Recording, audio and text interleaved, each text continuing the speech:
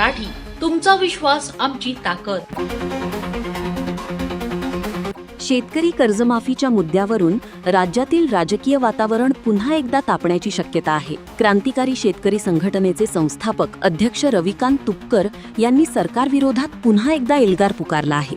येत्या 27 ऑगस्टला थेट मुंबईत जाऊन मंत्र्यांचे बंगले आणि गाड्या जप्त करून त्यांचा जाहीर लिलाव करण्याचा इशारा तुपकरांनी दिलाय. पुण्यश्लोक अहिल्यादेवी होळकर शेतकरी कर्जमुक्ती योजनेतील त्रुटी आणि वंचित शेतकऱ्यांच्या प्रश्नांवर शेतकरी नेते रविकांत तुपकर पुन्हा एकदा आक्रमक झाले आहेत. पुढील 7 दिवसांत सरकारने निर्णय न घेतल्यास 27 ऑगस्टला मुंबईत मंत्र्यांचे बंगले आणि शासकीय गाड्या जप्त करून त्यांचा प्रतिकात्मक लिलाव करू, असा थेट इशारा तुपकरांनी दिलाय. नियमित कर्ज भरणाऱ्या शेतकऱ्यांना 50,000 2 लाख रुपये प्रोत्साहन अनुदान मिळावे. ITR भरणारे शेतकरी, पुनर्गठित कर्जे आणि 2019 पूर्वीच्या कर्जमाफीपासून वंचित शेतकऱ्यांना योजनेत समाविष्ट करा. कर्जमाफीस पात्र असलेल्या मृत शेतकऱ्यांच्या कायदेशीर वारसांना तातडीने कर्जमुक्ती द्या. OTS प्रक्रियेमुळे शेतकऱ्यांचा सिबिल स्कोअर खराब होणार नाही याची RBIशी चर्चा करून स्पष्ट हमी द्या, अशी मागणी तुपकरांनी केली आहे. नियमित कर्ज भरून आम्ही काही गुन्हा केलाय का? सरकारकडे शेतकऱ्यांना द्यायला पैसे नसतील तर मंत्र्यांचे आलिशान बंगले आणि गाड्या विकून पैसे उभे करा. 27 ऑगस्टला सकाळी 10 वाजता आम्ही मुंबईत मंत्र्यांच्या गाड्या आणि बंगल्यांचा जाहीर लिलाव करू, अशा इशारा तुपकरांकडून देण्यात आलाय. राज्य सरकारने जी अहिल्यादेवी होळकर कर्जमुक्ती योजना आणली आहे, या योजनेमध्ये अजूनही लाखो शेतकरी वंचित राहणार आहेत.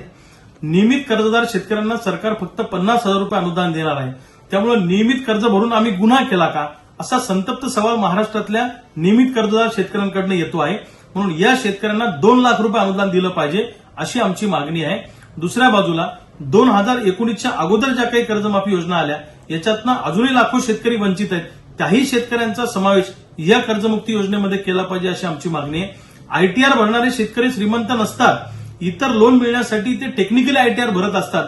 त्यामुळे त्याही शेतकऱ्यांचा समावेश या कर्जमाफी योजनेमध्ये केला पाहिजे, अशी आमची मागणी आहे. आणि अनेक बँकांनी शेतकऱ्यांच्या अपरोक्ष परस्पर कर्ज पुनर्गठन केलेलं आहे.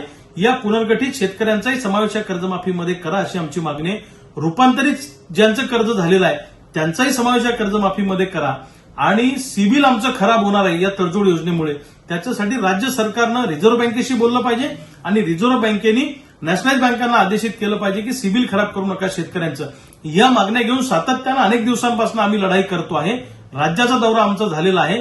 सरकारनं जर का आठवड्याभरामध्ये हा निर्णय घेतला नाही तर येणाऱ्या 27 ऑगस्टला सकाळी 10 वाजता आम्ही मुंबईच्या मंत्रालयासमोर मंत्र्यांचे बंगले जप्त करणार आहोत, त्यांची हराशी करणार आहोत. मंत्र्यांची वाहनं सुद्धा आम्ही जप्त करून त्याची प्रतिकात्मक हराशी करणार आहोत. कारण सरकारजवळ जर शेतकऱ्यांना द्यायला पैसे नसतील तर मंत्र्यांचे बंगले हरास करा आणि मंत्र्यांच्या गाड्या हरास करा. त्यातून जो पैसा येईल तो शेतकऱ्यांच्या कर्जमाफीसाठी वापरा, असं आमचं म्हणणं आहे. एक हराशी करणारं प्रतिकात्मक आंदोलन आम्ही मंत्रालयासमोर करणार आहोत. मंत्र्यांचे बंगले जप्त करणं, मंत्र्यांच्या गाड्या जप्त करणं, हे आंदोलन 27 ऑगस्टला मुंबईला होईल. तमाम शेतकऱ्यांनी मुंबईला उपस्थित राहावं. जुन्या आंदोलनांनंतर मुख्यमंत्र्यांसोबत बैठकीत काही निर्णय झाले असले तरी अंमलबजावणीतील त्रुटींमुळे शेतकरी अजूनही त्रस्त असल्याचा तुपकरांचा दावा आहे. आता तुपकरांच्या या आक्रमक इशाऱ्यानंतर राज्य सरकार काय भूमिका घेते याकडे सर्वांचे लक्ष लागले आहे. ब्युरो रिपोर्ट, लोकप्रिय मराठी न्यूज, बुलढाणा.